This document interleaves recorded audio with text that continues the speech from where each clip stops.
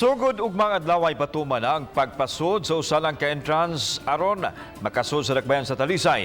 Siradan una ang dalan sa may Bulacau ug adto tanan agi sa may Cebu South Coastal Road. Si Lian Sinculan sa report. Sugod karong Martes, alas 12:01 sa tungang gabi, usa na lang ka-entrance ang kaagian sa mga sakyanan. Sa may Cebu South Coastal Road lang kini, tungod kay sirad-an na ang sa N. Bacalso Avenue sa may Bulacau area.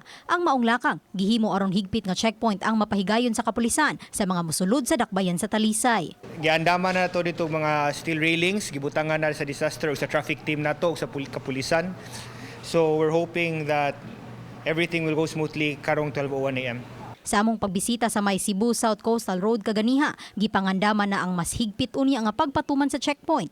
Matud sa hepe sa Talisay City Police nga 3-lane scheme ang ilang ipatuman. Sa tuo, mao ang mga motorsiklo nga moagi, sa tunga ang mga private vehicles, samtang sa ikatulong lane alang sa mga cargo ug ambulansya.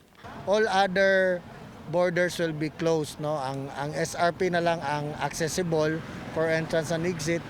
Then ang Bulacau will be closed, ang Laray will be closed, as well as Manipis. Samtang kinahanglan usab ipakita ang pamatuod nga lakip ka sa mga exemption sa executive order. May tarpaulin gihapon nga gibutang nga magtino kung kinsa ang nalakip sa exemption nga mamahimong makasulod gihapon sa dakbayan. Samtang may mga workers usab nga nagtrabaho sa Cebu City, did-an na unyang makalabang sa border checkpoint. We will check ang likod. Basin, in response to the reports that there are vans and ambulances carrying more than the required or the desired number of people. Uban ni Renante Quiñones, Lian Sinculan, Balitang Bisdak.